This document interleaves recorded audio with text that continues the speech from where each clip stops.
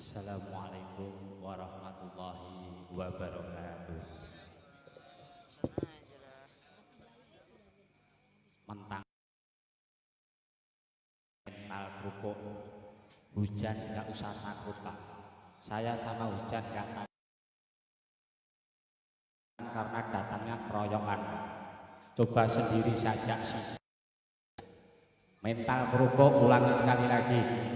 Assalamualaikum warahmatullahi wabarakatuh. Waalaikumsalam warahmatullahi wabarakatuh. Ini baru mental es, makin dingin makin keras. Innal hamdalillah nahmaduhu wa nasta'inuhu wa nastaghfir wa na'udzu billahi min syururi anfusina wa min sayyiati a'malina. May yahdihillahu fala mudhillalah wa may yudlilhu fala hadiyalah. Asyhadu an la ilaha illallah wa asyhadu anna Muhammadan abduhu wa rasuluh. Allahumma sholli ala sayyidina Muhammad wa ala ali sayyidina Muhammad amma ba'du. Yang saya hormati para alim, para ulama, para kiai, ustadz, imam masjid, fastabiqul khairat. Yang saya hormati guru kami, monggo Pak Ngajeng Bapak Imam Basori. Yang saya hormati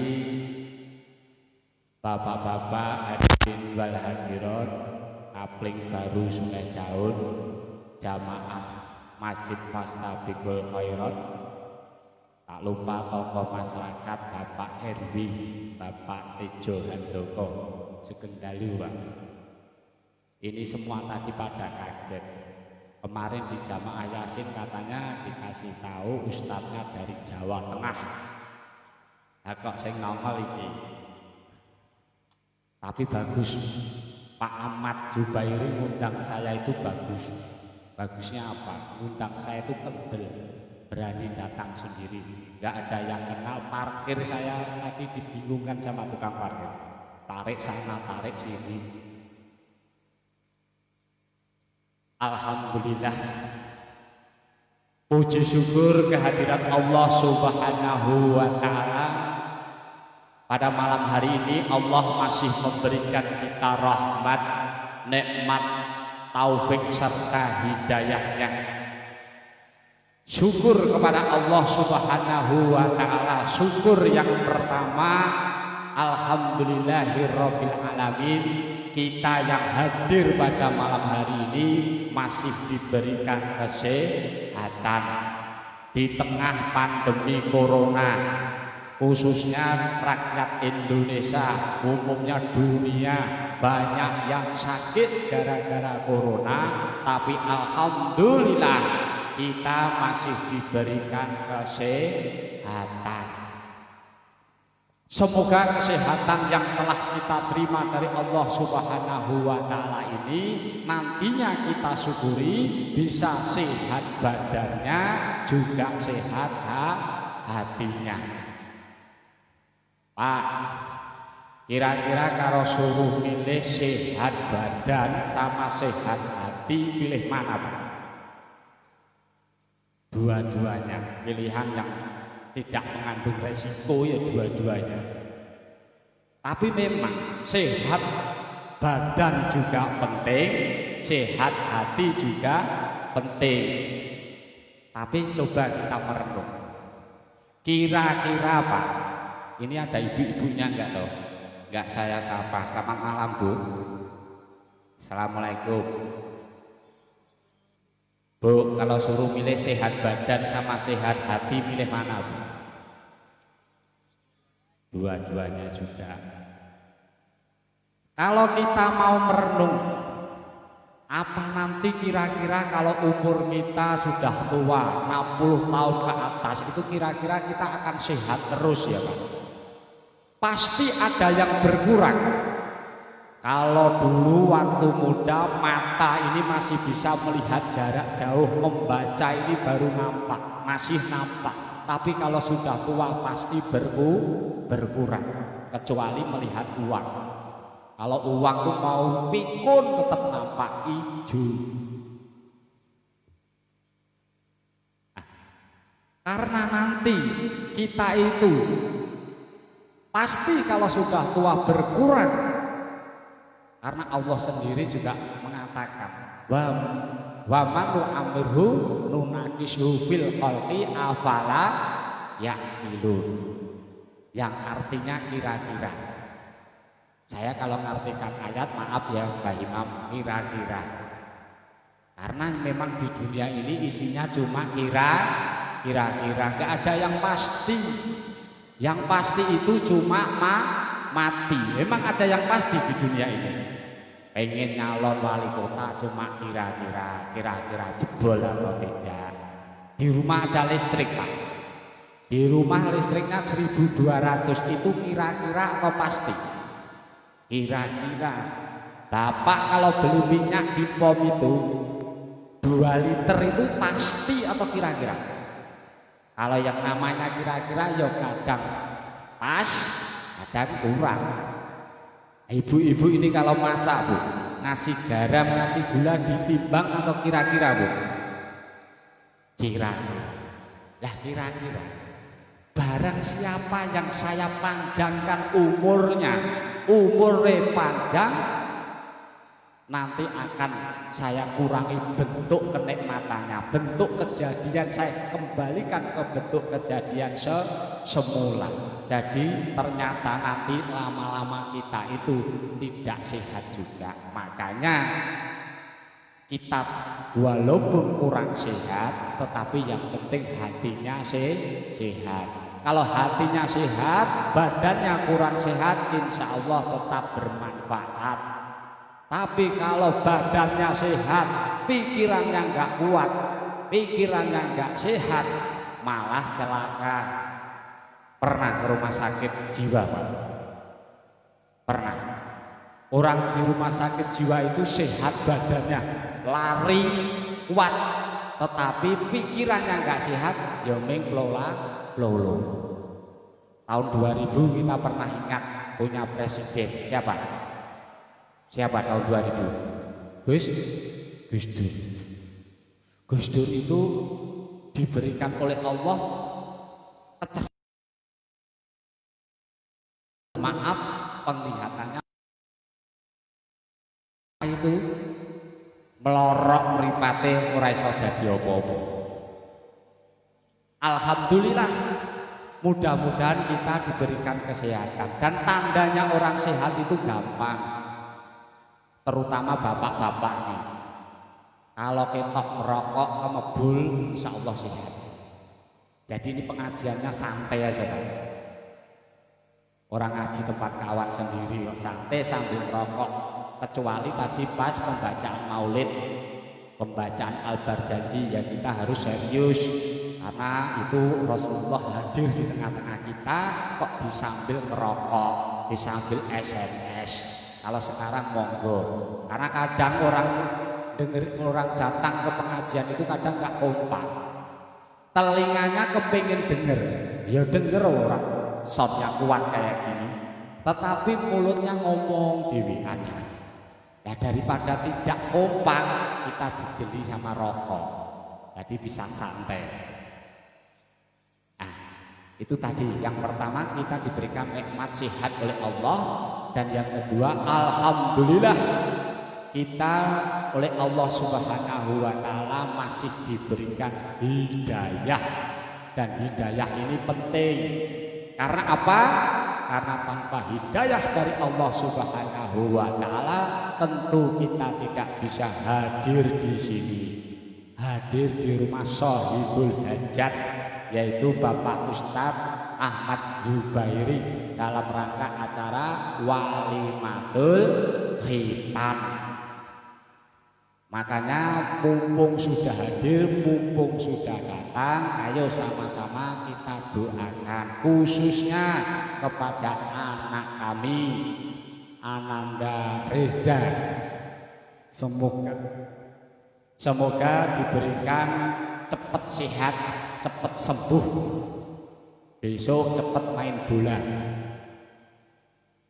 Semoga oleh Allah Subhanahu wa Ta'ala nantinya anak kami Muhammad Reza Nur Rahman nantinya dijadikan anak yang soleh, dijadikan anak yang purotayun, dan mudah-mudahan nantinya anak kami Muhammad Reza Nur Rahman ini bisa melaksanakan perintah Allah, yaitu utamanya ibadah sholat. Kenapa? Karena tujuan kita itu sebenarnya mempersiapkan anak supaya sempurna sholatnya. Jadi hukum kita itu wajib, tetapi kewajiban ini merupakan kewajiban penunjang. Artinya sebenarnya melaksanakan ibadah itu yang wajib. Ibadah apa? Yaitu ibadah sholat. Dalam hukum usul fikih itu dikatakan malayatimu al wajib illa bihi fahuwa wajibun. Sesuatu yang suatu kewajiban tidak sempurna kecuali dengan sesuatu itu, maka sesuatu itu hukumnya wajib. Ada juga hukum fikih yang mengatakan lil wasail hukmul maqasid. Wasilah mempunyai hukum yang sama dengan tujuan.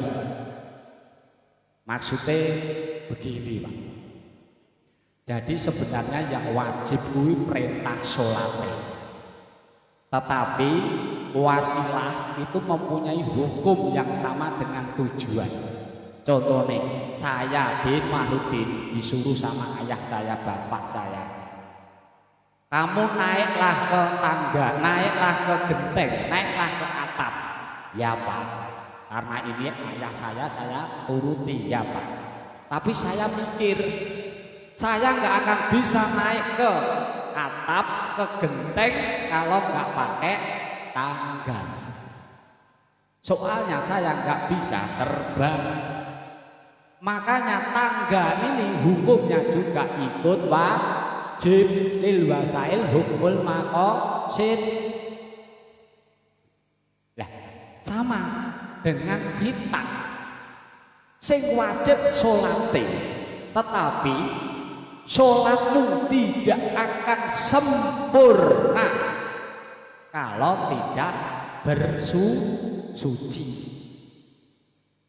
Nah, bersuci itu juga tidak akan sempurna kalau ada laki-laki yang belum disunat, belum dikhitan perdane, masih terhambat oleh kulit kulut.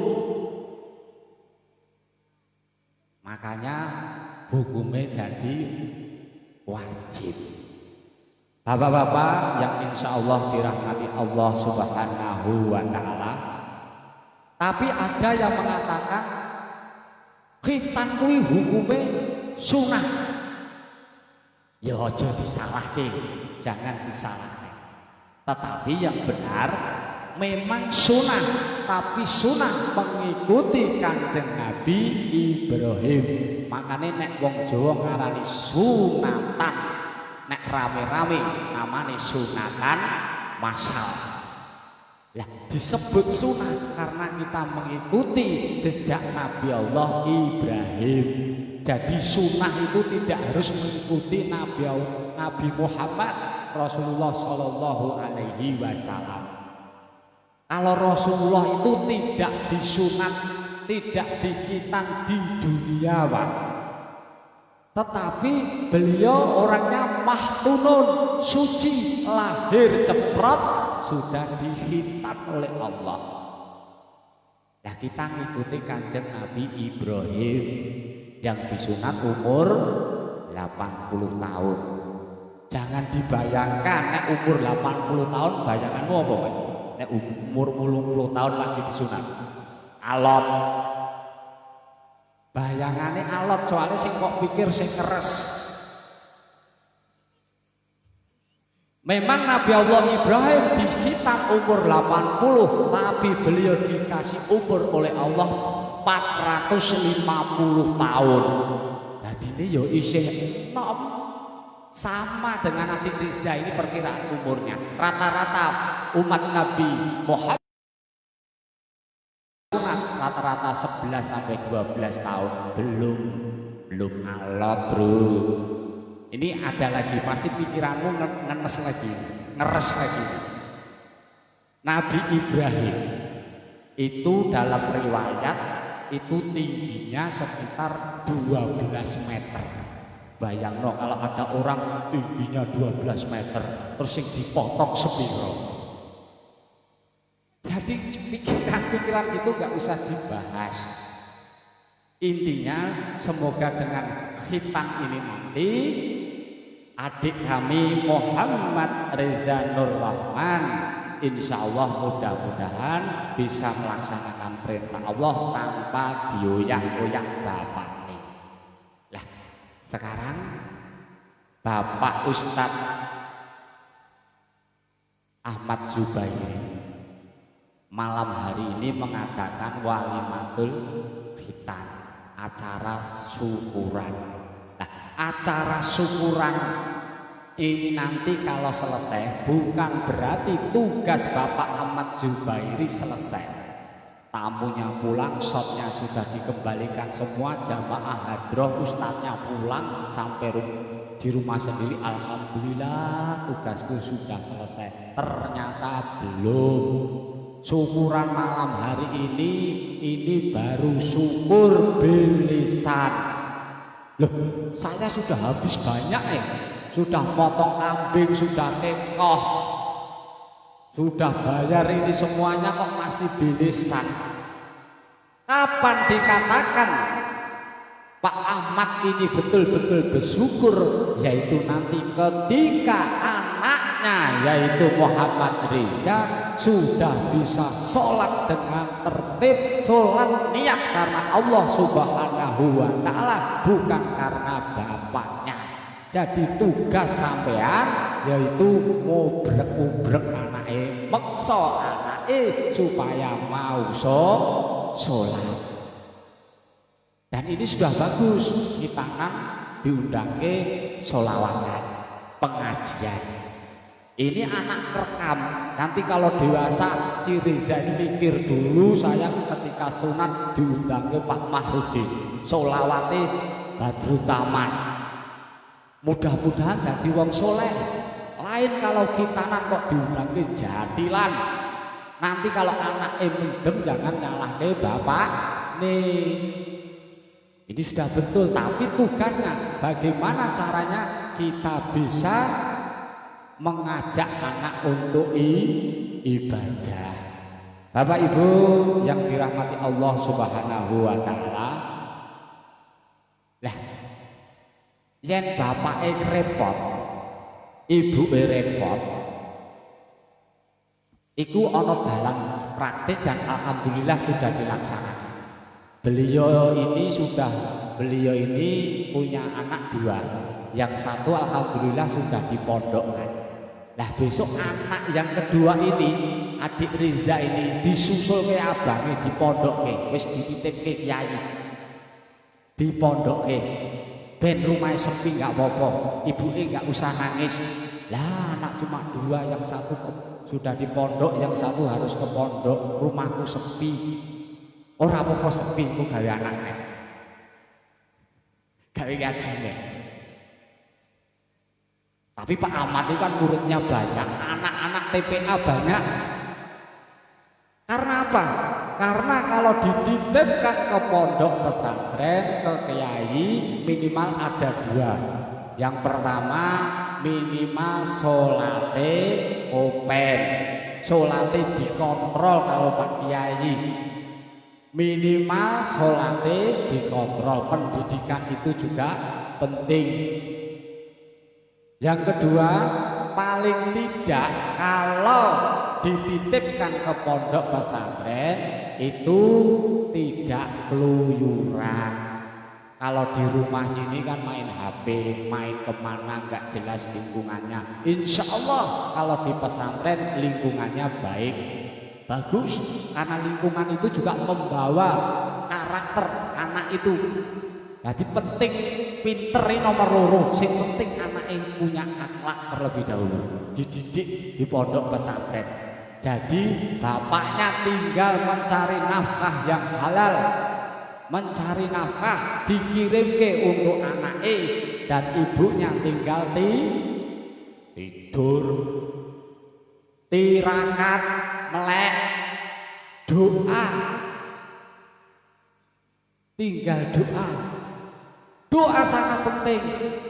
Makanya ada anak yang sekarang kalau diperintah orang tuanya bangkang, disuruh gak mau, dinasihati susah, disuruh apalan gak apal-apal, kasih ilmu gak masuk-masuk, itu mungkin kurang doa kita, Bu. Kurang doanya. Doanya apa? Sing gampang wae dipatekai. Itulah fadilahnya Fatihah. Ping piro sakarepmu. Kalau bisa 41, kalau nggak bisa ya pisan. Disebut anak yang nomor 1, anak nomor 2, ala hadiniyah barokatin Fatihah. Makanya kalau ada anak seperti itu kurang Fatihahnya, kirimi, didoakan ibu. Itu yang pertama. Titip ke pondok. Yang kedua, untuk nasihat kepada Muhammad Reza ini, setelah iso sholate ojo lali diteruske ngajine. Apa sebabnya? Sebabnya gunane apa kita beribadah kalau tidak ada ilmunya? Artinya ilmu itu tetap penting. Terus ngajine diterus karena di Batam ini biasanya Pak Nur nih yang alami anak ngaji itu bukan pengen punya ilmu, cuma pengen punya ijazah. Sing penting bisa masuk SMP. Selesai dapat ijazah, putus ngajinya. Jadi ibadah itu harus perlu dengan ilmu. Bil ghairi ilmin a'maluhu mardudatun la tuqbalu. Kalau kita beribadah tapi nggak punya ilmunya, la tuqbalu, ibadahnya tertolak. Makanya ngaji penting, walaupun sudah tua, bapak-bapak, ibu-ibu tetap hidupkan majelis, tetap ngajinya. Jangan anaknya yang disuruh ngaji, tetapi orang tuanya juga harus ngaji. Mumpung masih diberi umur, mumpung masih sehat, mumpung masih diberi hidup, mari tetap tolabul ilmi.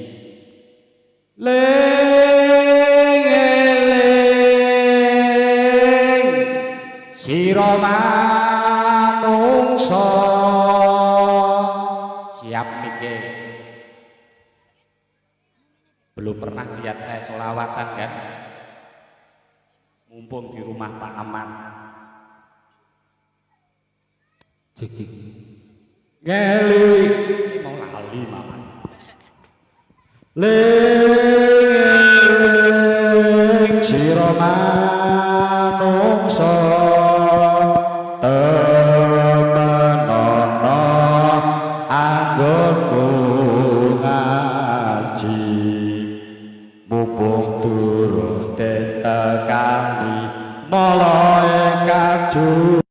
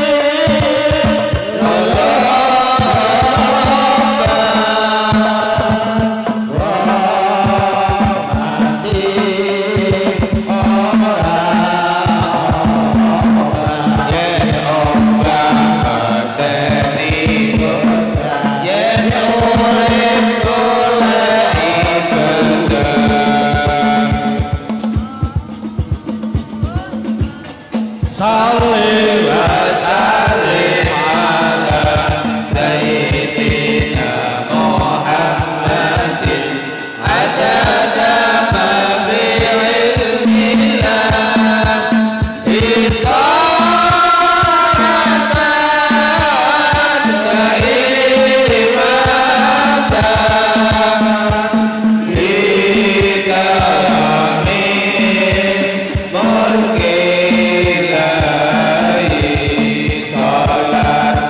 daimatan likarami mulki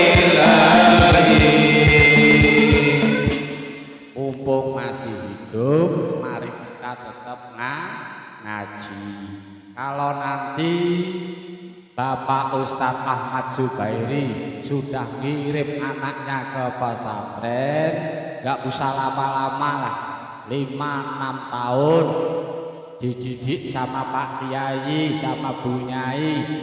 Mudah-mudahan nanti Bapak Ahmad Zubairi sekeluarga bakal panen. Lah panennya apa? Panennya apa?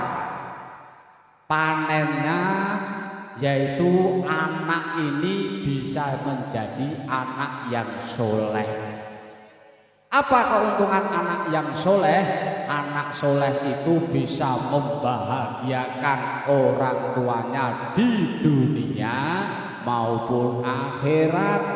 Gak hanya dunia, tapi sampai akhirat. Beda kalau kita punya anak pinter. Kalau anak pinter sama anak soleh lain. Kalau anak pinter, anaknya jadi dokter, anak ini kaya, dia pikir ya saya tuh kaya, tapi kalau sewa pembantu nanti per bulan 3 juta. Mumpung orang tua aku nganggur, biar dia yang suruh bersih-bersihkan irit. Itu wong pinter. Wong tuane malah jadi babu, jadi pembantu. Tapi kalau orang soleh tidak, justru orang tuanya itu dibahagiakan, bukan di dunia, di akhirat juga. Nanti Bu, ada anak yang akan dimasukkan oleh Allah Subhanahu wa Ta'ala di surga. Sama malaikat disuruh masuk, pintu surga sudah dibuka. Ayo nak masuk, masuklah ke surga. Loh, saya suruh masuk ke surga, saya nggak mau masuk Pak Malaikat. Kalau orang tua saya belum masuk dulu. Loh lah, wong tuamu siapa namanya? Coba saya cari. Ini anak soleh. Di akhirat pun nggak akan mau masuk surga kalau orang tuanya belum masuk terlebih dahulu. Bapakmu sopo namanya? Namanya Tulwijo. Lah ibumu Tulkiem. Dicari surga 1, pintu 2, pintu 3, cari nggak ketemu. Malaikat baru tanya lagi, nah bapakmu sama ibumu nggak ada. Loh kalau nggak ada gimana? Loh kalau tidak ada berarti ada di jurang neraka, dibakar di api neraka. Sudah nggak usah diperhatikan, sudah nggak usah kamu pikirkan orang tuamu masuk. Di sana sudah ada bidadari, sudah minuman, sudah enak-enak, ruangannya AC, masuklah. Oh enggak Pak, saya mau nanya, apa alasan saya kok dimasukkan ke dalam surga? Yo alasannya karena kamu dulu itu taat, dulu itu akhlakmu bagus, dulu itu kamu sholat, dulu kamu ngaji, makanya kamu masuk ke dalam surga. Lah itu Pak Malaikat. Saya dulu itu bisa sholat karena saya kalau tidur dibangunin ibu saya. Sampai nggak bisa bangun disiram air, diantar ke masjid walaupun ibumu nggak sholat.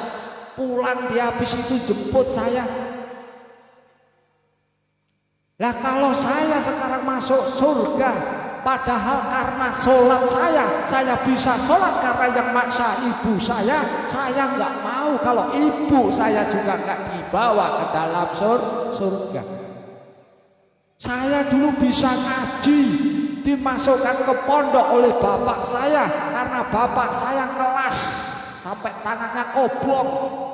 Saya dikirimin uang bulanan sampai saya bisa ngaji. Kalau sempat bapak saya masuk neraka, saya mending gak usah, gak mau. Oh lah kalau gitu kamu suruh masukkan bapakmu ke surga, itu bukan wewenang saya. Wis minta sendiri sama Allah, memohon pada Allah. Rabbi firli wali walidaya warhamhuma kama rabbayani shaghira. Memohon kepada Allah, duh Gusti ya Allah, ampunilah saya, ampunilah kedua orang tua saya, kasihanilah orang tua saya sebagaimana beliau mengasihi saya ketika kecil. Angkatlah penderitaan orang tua saya ke dalam surga. Akhirnya oleh Allah Subhanahu wa Ta'ala ini anak ini diangkat ke neraka menuju ke surga. Ini faedahnya punya anak yang soleh. Makanya bergerak nanti hatinya. Yang hadir masih mempunyai anak, ayo dipaksa sholat, yang perlu dipukul. Ning mukule aja kaya polisi mukul maling, mukule dengan kasih sayang. Nah, selanjutnya kalau kita punya anak tetapi anak kita tidak dikasih ilmu agama, kemudian kita meninggal, itu akan lebih berbahaya kepada kita karena mantarokal jahil fakulu zanbin alai. Siapa yang orang tuanya meninggalkan anak-anaknya yang bodoh, bapak ibu meninggal, anak ning dunya gak dibekali ilmu agama, itu nanti bakal tarokal jahil fakulu zanbin alaihi. Nanti anak ini akan dosa-dosanya anak ini akan dibebankan oleh orang tuanya. Alhamdulillah, orang dibebani dosa, alhamdulillah. Ngantuk iki dibebani dosa. Kalau kita punya anak bodoh ditinggal mati orang tuanya, sing menanggung kita. Ada juga ketika ada anak muda yang mau dimasukkan ke neraka oleh para malaikat, orang ini protes. Apa dasarnya saya kok masuk ke neraka? Loh, kamu dulu waktu kecil gak mau beribadah, waktu hidup kamu gak mau sholat, gak mau ngerjakan sholat, kamu mabuk-mabukan, makanya kamu mau masuk ke dalam neraka. Tar dulu, saya dulu mabuk, saya dulu minum minuman keras, pil koplo, itu dikarenakan saya tidak tahu kalau mabuk itu haram, pil koplo itu haram. Saya nggak tahu karena memang bapak saya nggak pernah ngasih tahu saya. Saya tahu bapak saya jengking, cuma saya nggak tahu itu ngapain. Saya mabuk di belakang ayah saya yang sedang sholat, saya juga nggak ditegur. Harusnya kalau saya mau masuk neraka, dimasukkan ke dalam neraka, sponsor saya dong. Bapak ibu sing rajin ibadah, wis penak-penak di surga, ditarik. Karena ini tadi punya anak ketika di dunia tidak amanah, tidak mau mendidiknya. Bapak-bapak, ibu-ibu yang dirahmati Allah Subhanahu wa Ta'ala, sekali lagi marilah kita doakan anak kita Muhammad Reza ini, sekali lagi semoga nanti menjadi anak yang berbakti. Dan bagi bapak-bapak, bagi ibu-ibu, ayo walaupun kita sudah berumur tetap ngaji. Anak-anak patuh karo gurune, karo ustate. Di anak TPA ning tidak ketok, rajin ibadahe. Nanti kalau kita rajin ibadahe, insya Allah kita akan bisa membahagiakan orang tua kita. Ojo nganti ketinggalan, nek ketinggalan dicokot boyo. Bisa Mas, keri cokot boyo. Ayo, terakhir ini ada solawat keri sokot boyo. Ibadahnya sing tenanan, ngajine sing temenanan. Kalau nggak temenanan ketinggalan dicokot boyo. Monggo Mas matuke. Allahumma sholli ala sayyidina Muhammadin wa ala ali sayyidina Muhammad. Gatelo sira kabeh,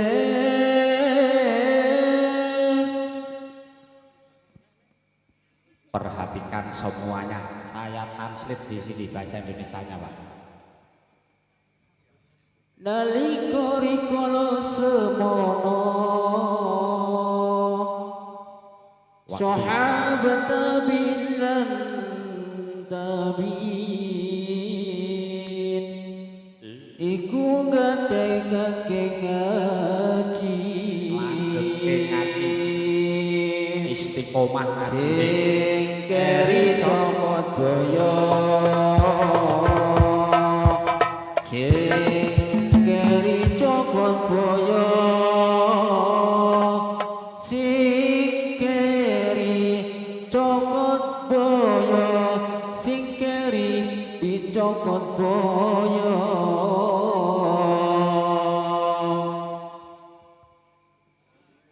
Gateno sira kabeh nalika rikala semono sahabat tabi'in lan para wali iku gatekake ngaji. Gateno sira kabeh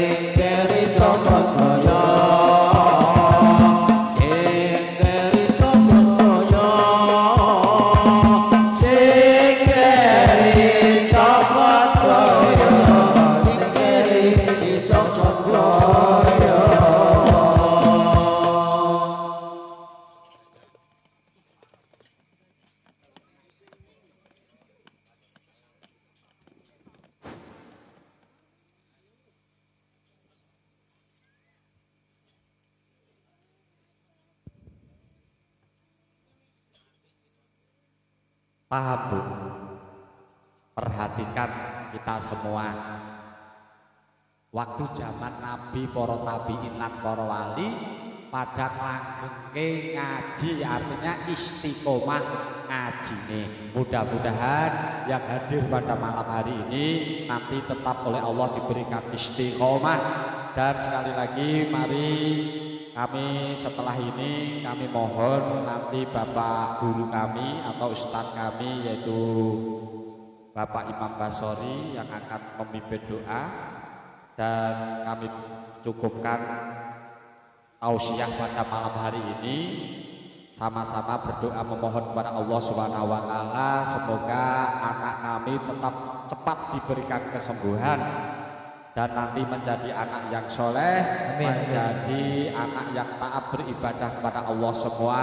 Dan yang hadir pada malam hari ini nanti juga